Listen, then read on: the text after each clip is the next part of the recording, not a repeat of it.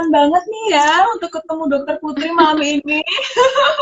Kita satu dress code ya, nggak sengaja ya, pink-pink. Iya, sama Ping-Ping. Oke, Gimana kabarnya, Dok? sehat, Astungkara. Ini ada, bentar. Apa namanya? Dokter Putri gimana kabarnya juga? Alhamdulillah baik, Dok. Sehat selalu. Semoga dokter juga sama ya, Dok, di sana, Dok. Meskipun ya kasus sekarang kan tembus rekor 10.000 ya satu Betul. hari ini. Di Bali Iya, juga rekor hari ini. Tapi ya itu dia, kita harus tetap menjaga kesehatan supaya tetap bisa betul. produktif ya nggak sih ya, Dokter Putri ya? Yes. Menjaga diri kita dan orang lain ya, Dok ya. Iya. Nah, teman-teman yang baru bergabung, saya perkenalkan kembali narasumber kita pada malam hari ini, yaitu Dokter Putri Sakti Dwi Permanasari, MGZ, spesialis gizi klinik. Nah, Dokter Putri saat ini tugasnya di mana aja? Biar teman-teman tahu. Saya sekarang ada di 3 tempat, Dok. Jadi ada di Rumah Sakit Permata Cibubur, Rumah Sakit Permata Jonggol, dan di Jakarta Life Science Estetik di daerah Senayan. Oke, ya. Dan Dokter Putri ini aktif banget gitu untuk mengedukasi, baik itu di sosial media ataupun di media mainstream ya dok ya, tentang pola hidup sehat dengan gizi. Iya. Nggak mau kalah lah sama Dokter Fani. Edukasi terus memberikan efek yang positif buat masyarakat ya, Dok ya. Fresh dan tampak energik gitu Dokter Putri. Harus dong. Langsung aja nih, saya mau tanya-tanya ya tentang nutrigenomik. Yes. Nah, tolong di-share dong Dokter Putri, apa sih itu nutrigenomik? Oke, Dom. Jadi gini, tes nutrigenomik itu memang baru happening ya akhir-akhir ini, walaupun sebenarnya udah beberapa tahun yang lalu nih ada, Dok. Jadi namanya aja nutri, artinya kita membicarakan sebenarnya nggak cuma nutrisi aja, tapi gaya hidup, tapi lebih utamanya adalah efek gimana nutrisi ke genomik. Jadi dia mau gimana makanan atau pola gaya hidup kita itu mempengaruhi genetik kita. Jadi istilahnya itu kita udah ada genetik nih, misalkan kita udah punya genetik penyakit tertentu gitu ya, resiko jantung, resiko kanker, kita udah tahu, tapi kalau gaya hidupnya bisa kita tekan, kita sudah dari awal kita lakukan, maka akan bisa preventif, walaupun di genetik ada, genetik itu nggak akan menyebabkan munculnya penyakit tersebut. Jadi kalau kayak gambarannya itu kayak saklar lampu, Dok, tombol lampu kamar kita ya, itu genetik yang akan kita cek, tes nutrigenomiknya tadi. Ya, kemudian lampu yang nyala atau tidak itu adalah penyakitnya, Dok. Dan gaya hidup kita adalah jari telunjuk ini.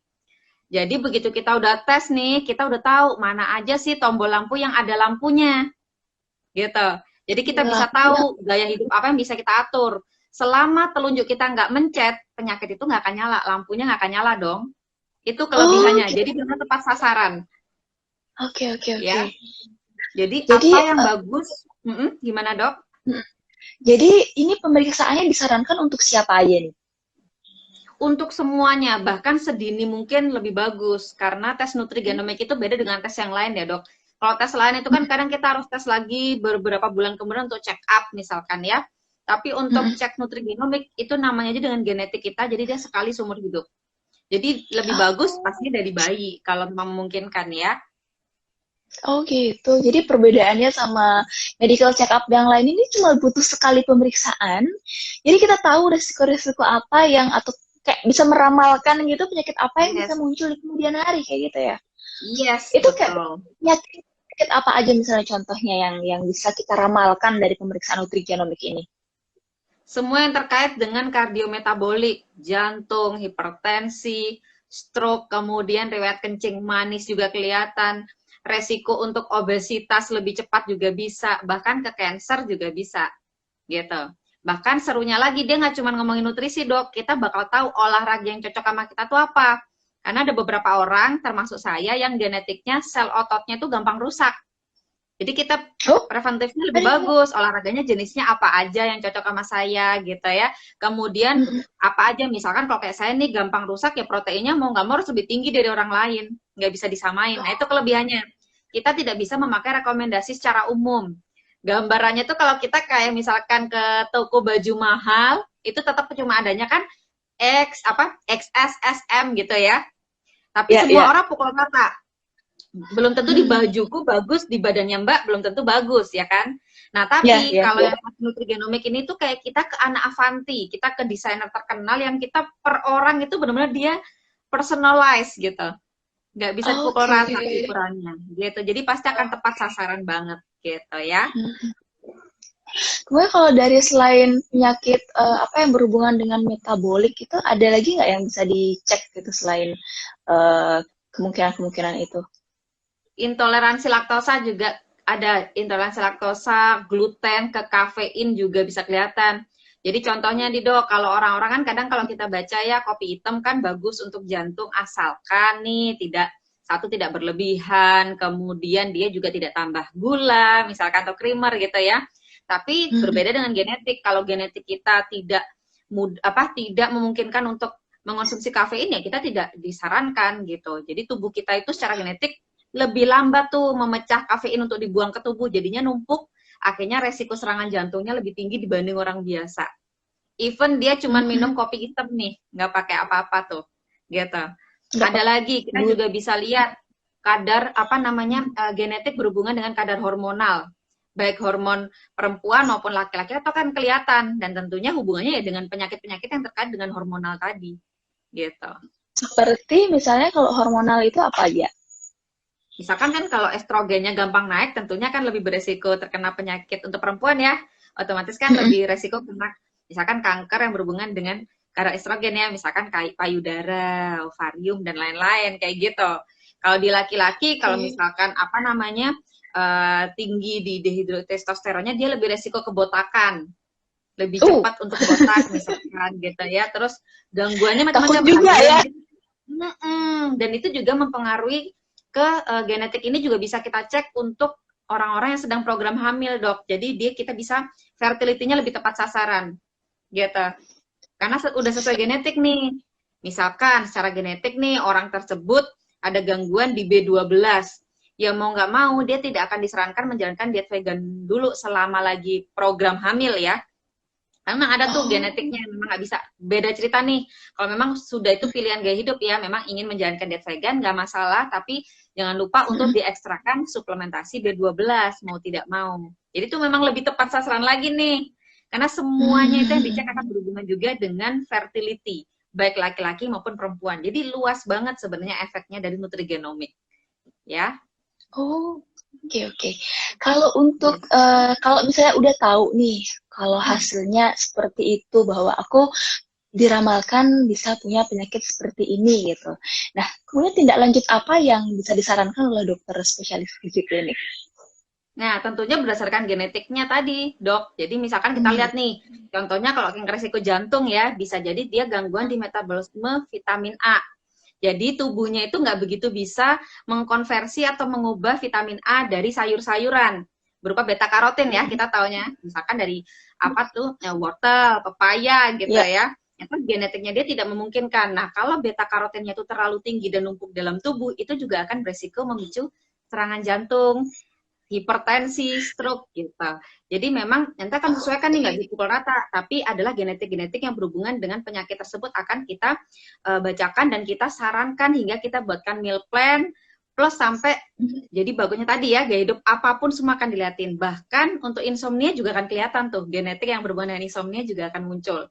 Genetik yang berhubungan dengan metabolisme, kolesterol total, trigliserid, gula darah, semua kelihatan, Dok. Jadi pastinya kan lebih tepat sasaran banget ya. Oke. Terus kalau misalnya orang sudah pernah melakukan pemeriksaan nutrigenomik, masih nggak perlu melakukan pemeriksaan medical check-up lainnya, rutin sesuai dengan usia, saran-saran misalnya anak-anak cocoknya ngetes ini, dewasa cocoknya ngetes ini. Masih perlu nggak tuh yang kayak gitu-gitu? Tergantung, Dok. Kalau memang orang tersebut benar-benar menjalankan sesuai yang disarankan ya, setelah dibacakan kan pasti ada sarannya tuh. Bila dia menjalankan sesuai genetiknya, kemungkinan besar udah nggak perlu. Karena sebenarnya kan kita udah bisa mengontrol semuanya itu dari gaya hidup kan, Dok. Selama gaya hidupnya dijalankan dengan baik, dan itu nggak cuma makanan aja, benar-benar semuanya dibenerin, harusnya insya Allah nggak sampai perlu kayak gitu sih, Dok. Tapi beda cerita nih, kalau dia masih on-off kan ada ya, kadang gitu ya. Masih on-off, kadang ngejalanin, kadang enggak, ya bisa jadi kita harus cek medical check up-nya lagi gitu. Apalagi di beberapa orang misalkan nih memang secara genetik dia ada gangguan nih di metabolisme kolesterol totalnya atau profil lipid yang lain ya. Jadi mau tidak mau ya tetap dikontrol misalkan per 3 bulan untuk cek lagi nih kadarnya seberapa banyak gitu. Atau misalkan pada orang-orang yang vitamin D-nya mengalami gangguan secara genetik. Kita sarankan per 3 bulan kita cek nih, tujuannya apa? Lebih ke dosis suplementasi yang akan kita berikan. Karena yang kita harapkan itu walaupun nih, normalnya kan kita di atas 30 itu udah cukup ya dok, kadar vitamin D, tetapi yang optimal di guideline-guideline terbaru itu adalah minimal 50, yang kita pengen kesehatan yang optimal. Itu yang tujuannya kita cek kadarnya. Tapi harusnya kalau kita sudah menjalankan yang dengan tadi ya, dengan semuanya kita benerin sesuai genetik, insya Allah sih harusnya lebih kecil sih untuk bolak-balik kita cek ulang. Karena harapannya adalah gaya hidupnya udah bener banget, jadi kesehatannya udah terjaga dengan optimal. Gitu. Oke, jadi lumayan akan menghemat pengeluaran sakit Benar, nggak jadi. menghemat banget sebenarnya. Iya. Kayak dulu aja nih. Iya benar. Oke. Terus, nah, Dokter Putri kan udah lama nih nutrigenomik. Kasus-kasus yang menarik tuh apa aja nih dari pengalaman pasiennya Dokter Putri yang, oh ternyata aku gini ya, oh ternyata iya loh aku nggak jadi sakit. Ada nggak sih yang kayak gitu ceritanya? Adanya penyakit tadi yang paling sering itu adalah ada pasien aku yang terkait autoimun. Jadi begitu dia dibenerin sesuai genetiknya, itu dia lebih terkontrol. Jadi nggak sering kambuh nih autoimunnya, karena udah dibenerin banget dari genetiknya. Gitu. Ada lagi yang biasanya dia kaitannya sama tadi hubungannya dengan profil lipid. Begitu udah dijalani dengan bagus, dia itu lebih terkontrol tuh. Yang tadinya dia setelah mengonsumsi obat-obatan, misalkan dia masih kadang naik turun. Nah itu begitu dia mengikuti nutrigenomiknya itu, dia udah terkontrol tuh, mulai tekanan darahnya, profil lipidnya udah terjaga banget. Jadi orang-orang yang udah ngejalanin nutrigenomik, biasanya dia ngerasain banget manfaatnya. Karena selama ini dia masih kayak heran gitu, udah minum obat, udah ngurangin makanan kok tetap naik turun gitu. Nah itu bisa kita jawab dengan nutrigenomik tadi. Oke. Kalau perbaikan genetik itu maksudnya seperti apa, Dok Putri? Perbaikan genetik gimana ya Mbak maksudnya? Maksudnya tadi setelah ada ketahuan autoimun ya? Atau sudah punya autoimun, baru dites lagi genetiknya? Kalau pasien tersebut dia itu ada autoimun dulu, tiba-tiba dia mendapati dia autoimun, akhirnya dia kan banyak ini ya terapi masih bolak-balik kambuh. Begitu dia cek nutrigenomik, akhirnya udah lebih terkontrol, udah nggak pernah kambuh lagi. Tapi sebenarnya walaupun nggak muncul autoimun, kita juga bisa menebak yang memungkinkan untuk memicu autoimun. Misalkan salah satunya metabolisme vitamin D tadi. Jadi di beberapa orang nggak bisa dipukul rata tuh, misalkan pakai AKG aja, nah nggak bisa. Begitu genetiknya dia terganggu, salah satunya saya, mau nggak mau harus ditambah dengan suplementasi. Nggak bisa cuma dari bahan makanan sumber, nggak bisa cuma dengan jemur-jemur gitu. Ya. Oke. Kalau untuk diet supaya kurus itu atau untuk mencegah obesitas itu bisa juga ya dok ya dari nutrigenomik. Jadi di nutrigenomik ini juga ada panel-panel yang berhubungan dengan komposisi tubuh dok. Jadi benar-benar bisa untuk ngaturin. Jadi gini, kalau kita baca kan kadang untuk nurunin berat badan kalau bisa proteinnya tinggi, betul kan? Tujuannya biar salah satunya adalah metabolismenya bisa diperbaiki. Nah tetapi pada nutrigenomik ada orang-orang yang kalau di genetiknya dikasih protein tinggi itu nggak akan ngefek juga ke berat badan. Tapi ada juga yang kalau dikasih protein tinggi dia akan cepat nurunin berat badan. Atau ada juga nih orang yang secara genetik dia harus dikasih asam lemak omega 3 yang lebih bagus. Ya, jadi dengan proporsi yang tepat dia justru akan menurunkan berat badan. Gitu. Jadi lebih tepat sasaran lagi. Ada orang yang memang dia gangguan di metabolisme patinya. Ya kita nggak bisa menyarankan untuk nggak apa-apa lah sesekali pakai tepung apa segala macam ya. Tubuhnya dia tidak bisa mengolah dengan baik. Jadi kita pastinya akan lebih tepat sasaran lagi sih dok. Sama jenis olahraganya. Ya, ada nih orang-orang memang secara genetik dia lebih bagus nih di olahraga penguatan otot ya. Kalau dia mau optimal di penurunan kadar kolesterolnya, terus berat badannya lebih terjaga, dia olahraganya lebih difokuskan ke yang penguatan otot walaupun kardio juga tetap dilakukan. Cuman efeknya akan lebih optimal kalau olahraganya di penguatan otot, misalkan kayak gitu.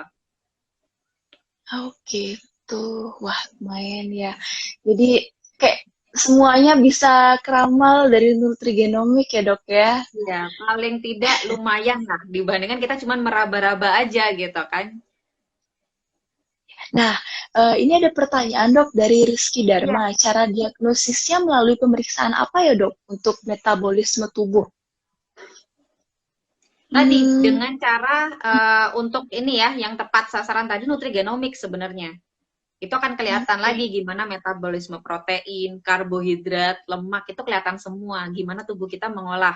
Bahkan akan kelihatan juga genetik yang terkait dengan keseimbangan energi. Jadi kalau orang itu secara genetik dia keseimbangan energinya memang cenderung negatif gitu ya. Jadi mau nggak mau ya orang tersebut dietnya harus lebih ekstra dibanding orang lain. Olahraganya harus lebih ekstra dibanding orang lain gitu. Oke, iya. Tapi kalau Cuma kalau misalkan yang ditanyakan, gimana dok? gimana?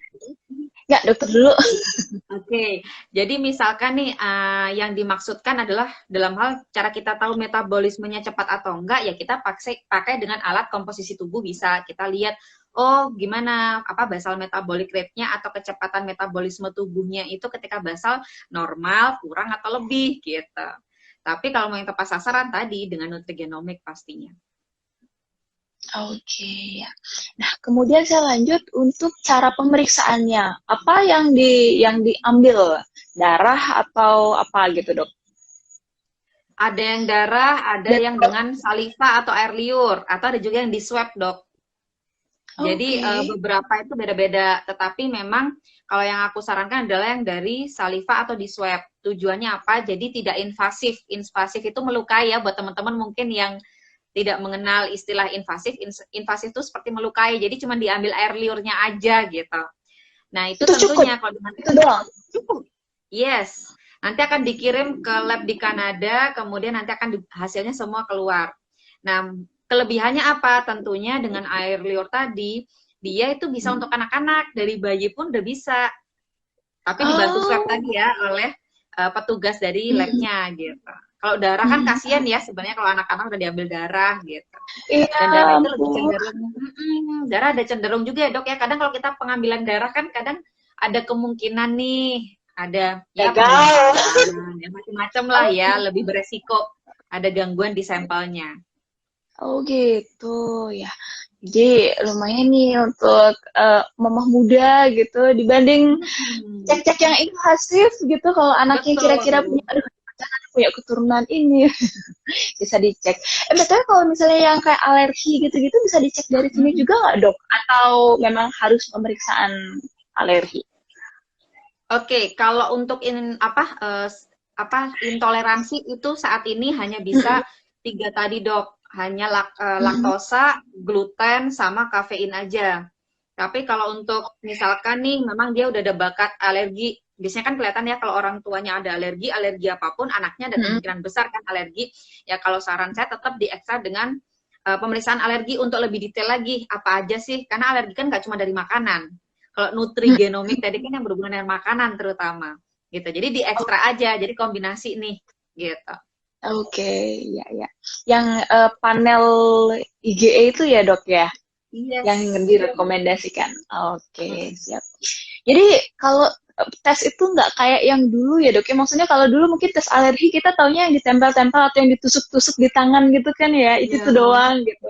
Tapi sekarang Hmm. kita ambil darah sekali udah kelihatan semuanya, atau ambil Sekarang ambil air udah, liur udah iya, kelihatan semua. betul. Sekarang udah Tapi pengetahuan udah makin berkembang ya dok, teknologi juga. berarti ini pemeriksaannya pengambilan sampelnya bisa dilakukan di mana aja dok kalau untuk nutrigenomik?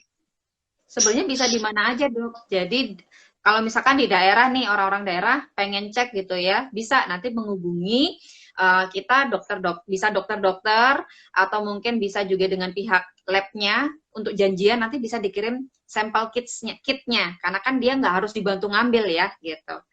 Nanti Mm-mm. akan diajarin Oke. lagi prosedurnya untuk bagaimana sampel itu bisa sampai ke Jakarta untuk akhirnya dikirim ke Kanada. Oh, wah berarti itu proses pemeriksaannya itu dilakukan di luar negeri ya dok ya, di Kanada. Betul. Wow. Jadi kurang lebih berapa lama kalau kita mau nunggu hasilnya? Tahu?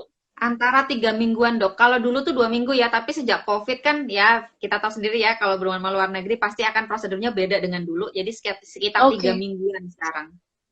Oke, ya. Ini pertanyaannya butuh waktu lama, berapa lama udah kejawab. Kemudian, eh nah, kira-kira ini apa nama istilahnya? Kalau kalau untuk biayanya dokter itu setiap lab beda-beda kah atau gimana? Kalau itu rentangnya tuh 9 sampai 11 juta ya, karena itu biasanya tergantung promo sih gitu. Tapi kalau tanpa Hmm, promo tuh biasanya sekitar 10-11 jutaan. Rentang itulah oke. gitu. Mm-mm. Kesannya Kemudian, mahal dok, tapi ingat dia sekali seumur hidup dan kita nggak trial error ya. Misalkan kita minum berbagai obat cuma untuk nurunin misalkan gula darah, misalkan kolesterol gitu. Tapi kita nggak tahu genetiknya mana aja yang harus kita perhatiin gitu. Jadi sebenarnya dia worth it ya kalau menurut saya. oke ya. Apalagi kalau dilakukan di awal-awal ya dok ya, di awal-awal Betul, semakin kehidupan. dini semakin bagus. Iya. Iya. Karena gini dok, Biasanya kalau kalau di ya, nutrigenomik, kalau untuk pembacaannya itu hasilnya akan berapa banyak, berapa apa istilahnya itu dibacain sama dokter spesialisnya melalui konsultasi online gitu ya dok ya bisa meskipun jarak jauh bisa, bisa. bisa. Oke. Kayak saya kemarin ada pasien dari Samarinda, ada juga yang dari Surabaya. Jadi nggak harus dari sini aja, dari Padang juga ada ya. Jadi Oke. kelebihan di zaman sekarang itu kita bisa konsultasi online seperti ini, semua udah bisa dibacain oleh dokter spesialis gizi kliniknya yang emang sudah certified, dan sampai akhirnya nanti akan dibuatkan meal plan sesuai genetiknya. Nah, gitu. Nggak cuma meal plan aja, nanti saran suplementasinya yang boleh apa aja, yang nggak perlu apa aja, misalkan olahraganya seperti apa, dan lain-lain. Oke, ya ya siap siap. Ini pertanyaan udah kejawab semua. Mungkin dokter ada yang mau kasih pesan-pesan lagi nggak? Apa yang belum saya tanyain tentang nutrigenomik? Oke, jadi mungkin untuk membantu teman-teman aja sih lebih mengenal tentang nutrigenomik, apa sih kelebihannya gitu ya. Karena gini, kalau udah nutrigenomik tadi, one size doesn't fit all dok. Jadi apa yang bagus buat saya, bisa jadi akan jadi pistol buat dokter. Atau sebaliknya. Gitu. Jadi bukan berarti yang bagus dan sehat untuk genetik orang lain itu sehat untuk kita. Contohnya yang biasanya saya contohkan adalah tadi ya, selain kafein juga vitamin E. Misalkan kayak genetik saya, secara vitamin E itu saya gampang rendah nih dok, tapi saya genetiknya nggak boleh dari suplementasi vitamin E. Jadi Oh, produk-produk bisa kayak vitamin E gitu itu ya? saya nggak boleh. Kenapa? Karena malah akan memicu resiko kanker saya gitu. Jadi Oh, saya ya hanya ya. boleh dari bahan makanan sumber gitu. Oh, ada beberapa eh, kanker yang dipicu sama vitamin E ya dok ya? Betul. Dan itu beda-beda. Contohnya, Ada yang ke arah heeh, paru, heeh. bisa juga ke arah apa namanya liver. Jadi macam-macam nih dok. Tapi intinya adalah resiko kankernya lebih tinggi. Kalau misalkan genetik Oke. saya mendapatkan suplementasi vitamin E, jadi dari saya hanya boleh dari bahan makanan sumber aja. Oh gitu. Berarti dokter Itu Putri sebelum bedanya. ngetes orang, ngetes diri sendiri dulu ya? Ya harus dong. Dan aku ini banget Mbak, relate banget. Jadi basicnya sebelum aku cek nutrigenomik ya, basicnya Heeh. aku itu keluarga yang obesitas semua awalnya. Oh ya? Orang tua, kakak, semuanya obes, termasuk aku dulu juga obes. Nah, Oke. kakak aku meninggal muda, usia 32 udah kena serangan jantung karena Heeh. obesitas. Ayah saya usia 40 termasuk muda ya, udah kena stroke sampai sekarang cacat. Ibu Oh saya ya kena dok. jantung sampai sekarang. Iya, jadi apa namanya? Begitu saya cek genetik, saya tuh kelihatan semua tuh. Oh ya benar, resiko jantung sama apa namanya darah tinggi di genetik aku tuh tinggi banget dok. Jadi make sense kalau di keluarga Oke. aku itu kardiometaboliknya tinggi banget. Dan aku secara genetik emang lebih gampang gendut nih dibanding orang lain. Jadi effortnya memang harus lebih besar gitu ya ketika mau menurunkan berat badannya. Gitu. Tetapi dengan nutrigenomik ini aku bisa membuktikan. Kan kadang orang suka gini ya dok, sering dengar nggak dok kalau ada pasien bilang, saya tuh nggak bisa kurus dok, keluarga saya semuanya gede, nggak ada yang kurus. Pernah dengar kan dok? Pasien aku banyak yang Kayak ngomong kayak gitu dok. gitu ya. Nah Tapi padahal sebenarnya dengan Mm-mm. ada kemungkinan masih bisa untuk diubah nggak ukurannya kalau kayak gitu? Nah, aku buktinya dok yang tadi aku bilang, semua keluarga aku tuh obesitas.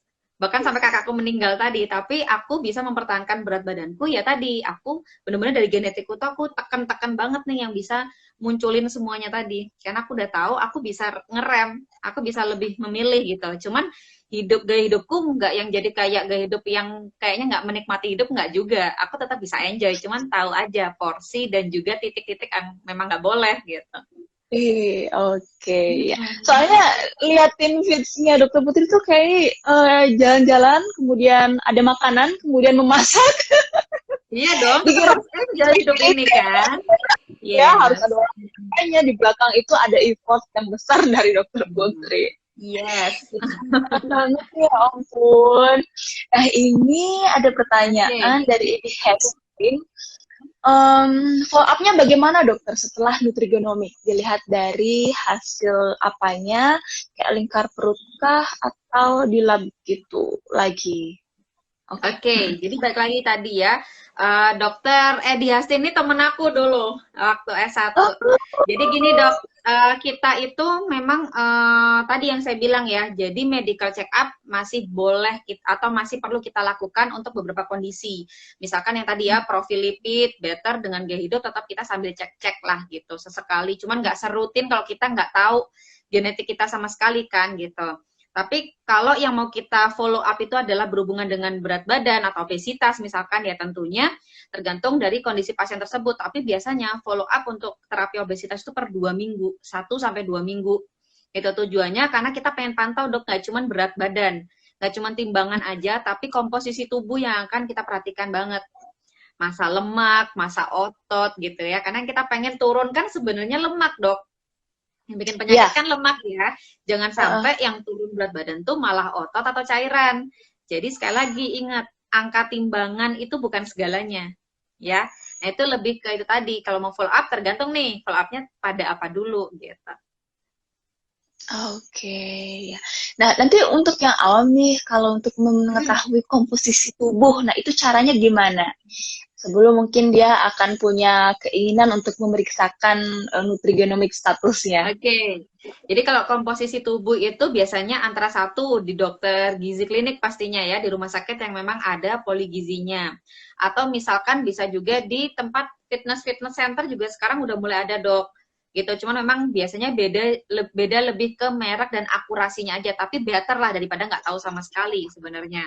Atau bisa juga sekarang ada kita bisa beli timbangan sendiri rentangnya 400 sampai sejutaan itu untuk kita bisa timbang kebayang tuh lemaknya berapa persen, ototnya berapa persen gitu, itu cukup membantu. Biasanya pasien-pasienku yang dari luar daerah itu mereka Mm-mm. mengusahakan adalah tersebut karena kan kita cuma bisa telemedicine aja kan dok, tapi Iya, itu cukup iya, iya. membantu. Jadi bikin Iya, benar. jadi membuat kita tuh bisa saling rapotan dok. Jadi misalkan nih turunnya cuma 2 kilo, turunnya 2 kilo ya, tapi lemaknya cuma 500 gram nih, nah berarti kan lebih banyak yang dari selain lemak dong. Nah itu kita lebih bisa mengarahkan ke pasien, gaya hidupnya gimana, segala macam, kita lebih bisa reporting bareng. Dibanding Oke. cuman berat badan aja, pasien tuh bisa kadang tuh nutup-nutupin karena dia takut diomelin. Misalkan, enggak kodok, aku udah ngikutin meal plan banget gitu. Tapi kalau udah membicarakan komposisi tubuh itu udah nggak bisa diutak-atik lagi. Misalkan nih ototnya turun, ibu udah ngikutin belum, proteinnya udah selesai belum? Iya dok, kemarin tuh saya karena nggak begitu suka ikan, jadi saya agak kurang-kurangin gitu. Jadi kita lebih lebih bisa memantau lah dengan komposisi tubuh tadi. Gitu. Jadi buat di Oke. daerah, saran aku kalau memang bisa nabung aja tuh buat timbangan yang kita bisa pantau di rumah yang memang udah ada komposisi tubuhnya. Walaupun pastinya nggak Oke. seakurat yang di ini ada yang di rumah sakit ya pastinya gitu. Sebenarnya aku beli sih dok, dibeliin suami. Cuman aku Nah, nggak yakin itu aku apa enggak. Gitu. nah kak katanya Pak daripada Eh, daripada enggak percaya dok nggak ya? nggak apa-apa gitu. Daripada Oke. nggak ada, kita itu aja untuk gambaran lah, kita tahu progres turunnya itu lemaknya terutama ya, itu seberapa banyak. Mm-mm. Mesin tubuhnya kalau kelihatan lebih bagus lagi, dari metabolic age-nya nanti kelihatan. Gitu. Nah, biasanya Mm. orang-orang yang lemaknya berlebih itu mesin tubuhnya lambat metabolismenya. Oke. Gitu. Mm-mm. Siap, siap. Ini thank you ya, Iya. Dokter Edi. Surabaya kah ini? Grup Surabaya? Dulu Terima dia kasih ini sudah kalau nggak share. salah dari Universitas mana ya? Aku lupa, Dok. Tapi dulu tuh kita pernah bareng di Sutomo gitu. Tapi kita Oke. bukan dari sama-sama Oh, UNER, cuman pernah uh, bareng-bareng lah pas koas, kan kita suka gitu uh. ya. Oh, itu tuh rumah sakit kalau di Sutomo itu bisa beberapa ini ya. Oke. Iya. Kalau di Jadi punya ya, banyak kenalan saudara dong dari tempat lain ya. ya asik-asik. Nah, terus kalau Surabaya Gresik dong. Masih Oke. setia dia ya. Ini national wide siarannya Jakarta Surabaya. Kemudian juga Iya tadi benar. Oke, oke. Kemudian apa ya? Nah, tadi dokter kalau misalnya ini kayaknya kan diceritain hasilnya bakalan panjang dan beragam gitu dan butuh konsultasi yang intens. Nah, sehari dokter bisa ngabisin berapa pasien nih kalau kayak gini? Tergantung sih dok. Intinya gini, Nah, per pasien itu pembacaannya paling cepat sejam. Setiap pasien yang paling paling cepat. cepat sejam. Paling cepat. Ada 77 gen dok. Yes. Oke. Belum lagi kalau pasien itu tanya jawab kan ada ya yang benar-benar kritis gitu ya. Itu bisa sampai satu jam setengah juga tuh satu pasien. Belum lagi kalau Oke. ada juga saya pernah ngalamin tuh ini keluarga. Jadi benar bertiga ibunya sama dua anaknya. Jadi kan lama tuh 2 jam lebih tuh aku bacain. Itu udah dapat Makanya diskon iya harusnya tuh. kan kali 3 jadinya 3 jam. Oh gitu ya. Oke, jadi nanti kalau untuk tanya-tanya lebih tentang nutrigenomik, jangan ragu bisa langsung boleh ya DM dokter atau mungkin Boleh lewat banget. dikasih linknya nanti kemana untuk telemedicine sama dokter Putri gitu ya. Yes. Soalnya ini pemeriksaannya Feel free bisa buat DM dilakukan. kapanpun. Sekarang Iya dok. kita juga bisa baca. Tapi selain di Kanada, ada lagi nggak sih? Aku kepo aja nih ya, negara lain mungkin yang bisa melakukan Ada ini. dong. Di Ada. Eropa atau Cina mungkin bisa juga Ada ya. yang lain itu ada di Malaysia, ada di Melbourne, di Australia ada. Oh, Pastinya banyak sih dok. Jadi dia heeh. banyak itu cuman yang bekerja sama dengan Indonesia itu yang di Kanada. Kenapa yang di Kanada itu dia bener-bener pakar-pakarnya banget nih. Prof-prof yang di belakangnya itu benar-benar pakar-pakar untuk genetik ini. Gitu. Kenapa Oke. dipilihnya adalah yang di Kanada itu.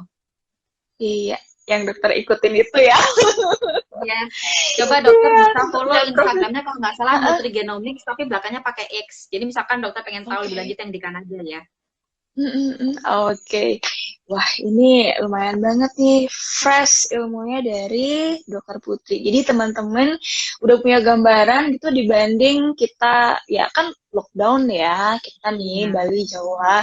Ya dibanding uangnya nggak jadi jalan-jalan, nih kita investasikan aja untuk Iya. Atau kesehatan. dibanding ini dok, sekarang kalau kita beli multivitamin tuh kan ratusan ribu ya. Nah, bener banget. Ada yang sampai jutaan loh, Dok. 1 jutaan Nah, itu kan. bayangin itu misalkan per bulan harus keluar berapa ratus ribu, kaliin aja tuh berapa tahun dokter akan lakuin, padahal bisa jadi dokter itu, atau yang periksa ya, nggak perlu beli suplementasi tadi. Jadi dokter Nggak akan butuh jauh lebih bisa hemat. Nah, cuman orang tuh kadang ngeliatnya tadi ya dok, harganya sekian juta, mahal, udah mundur duluan. bagus. Padahal sebenarnya lebih hemat ya dok. Jadi sebenarnya kalau untuk yang suplemen itu, Dok, nah ini jadi nyambung sedikit ke suplemen. Oke. Tidak semua yang mahal itu kita perlukan. Benarkah itu? Yes, benar. Sebisa mungkin, sealami mungkin itu pasti yang terbaik, dok. Beda cerita nih, kondisi misal memang ada penyakit penyerta yang memang membutuhkan ya, ada indikasinya yang diberikan dokter, beda cerita nih. Atau ibu hamil yang memang butuh ekstra lebih gitu ya, dengan kondisinya yang mual muntah segala macam itu, beda cerita. Tapi kalau badan kita sehat, kita nggak ada makanan kita bagus, maksudnya kita nggak ada picky eater, ada makanan tertentu, ya kita udah bisa tercukupi dari makanan sekitar. Orang angka kecukupan gizi vitamin mineral kan nggak banyak kan dok, Iya, kecil-kecil iya. itu dari bahan makanan aja sekitar. Oke, ya sip. Dokter Putri, thank Kecuali you banget. vitamin D, lupa ditekenin dulu, Oke. ditekenin. Kalau Kecuali vitamin D vitamin itu D. gimana, Dok? Kalau Itu banyak vitamin D nggak sih kekurangan vitamin D di Indonesia? banyak banget. Kita itu 6 dari 7 orang di Indonesia itu mengalami gangguan di genetik vitamin D, dok. Ada 2 yang terganggu genetiknya. Yang pertama di gen untuk enzim pengaktif yang di liver. Padahal ingat, dari liver kita masih ngaktifin lagi loh di ginjal. Jadi kalau udah di livernya aja udah kurang yang aktif, otomatis yang di ginjal kurang, yang kita pakai untuk fungsi tubuh juga pasti kurang dong. Gitu. Oke. Ya kan? Yang kedua, genetik untuk pembentuk transporternya. Buat teman-teman yang bingung, transporter itu istilahnya kayak mobil yang ngebawa vitamin D tadi ke seluruh tubuh yang butuh nih. Nah, protein mobilnya aja kurang juga. Nah, jadi makin kurang. Jadi misalkan kita berjemur juga nggak begitu optimal, gitu. Jadi tetap butuh suplementasi dosisnya tadi yang tergantung dari kadarnya saat itu berapa, gitu. Jadi nggak bisa dipukul rata sih, Dok. Berarti kalau misalnya udah punya kan banyak gitu nih orang Indonesia yang defisiensi vitamin D. Nah, apakah dia akan membutuhkan suplemen vitamin D seumur hidupnya? Kalau seperti itu, kalau masalah ada gangguan genetik, iya Dok. Yes, karena kita most of us ya, 6 dari 7 orang itu udah kayak hampir semuanya kan sebenarnya gitu. Jadi kenapa enggak? Apalagi sebenarnya kita juga udah semakin banyak tinggal dalam rumah, takut matahari lah, segala macam pakai apa namanya, apalagi yang berjilbab seperti aku kan juga paparannya lebih dikit ya, istilahnya kayak gitu. Jadi nggak ada salahnya. Tinggal dosisnya aja nih, seberapa banyak nanti yang harus disesuaikan lagi gitu. Sesuai dengan kebutuhan ya. Jadi nggak perlu konsumsi banyak yang multivitamin, yang vitamin yang tidak kita butuhkan, tetapi vitamin apa yang kita butuhkan. Nah, itu kelihatan dari pemeriksaan nutrigenomik. Dan lain-lain lagi. Oke, siap. Ada lagi Dok yang mau disampaikan? Mungkin nanti gimana? Kalau misalnya ada yang kurang-kurang, teman-teman masih kepo gitu ya, atau misalnya ngikutin baru di pertengahan, nanti bisa tanya langsung sama Dokter Putri lewat chat ya. Free, kapanpun boleh ya. Gimana caranya untuk telemedicine sama Dokter Putri, meskipun jauh tapi dekat di hati sama pasien. Iya dong, dekat banget ya Dok, kayak kita ya, Bali, Jakarta memisahkan kita, tapi hati kita selalu bersama. Baju aja nggak sengaja dress code-an ya. Meskipun tadi ada banyak tantangan gitu di awal, tapi untuk dikasih semangat. Oke, Dokter Putri, terima kasih banyak untuk sharingnya malam hari ini. Teman-teman pasti dapat fresh gitu, jadi refresh gitu otaknya. Jadi tahu apa yang harus dilakukan, terutama kalau misalnya punya risiko dari keluarga untuk memiliki penyakit kronis. Itu ya udah jangan ragu untuk pemeriksaan nutrigenomik investasi kesehatan ya, cuma sekali seumur hidup. Terima kasih banyak sekali lagi Dokter Putri. Terima kasih banyak kesempatan untuk edukasinya ya Dok. Sehat selalu di Bali Dok. Semoga kita segera bertemu langsung ya Dok. Dan dan nanti saya konsultasi langsung sama dokter ya. Boleh banget, ayo ya. Terima kasih teman-teman semuanya. Selamat malam. Selamat malam.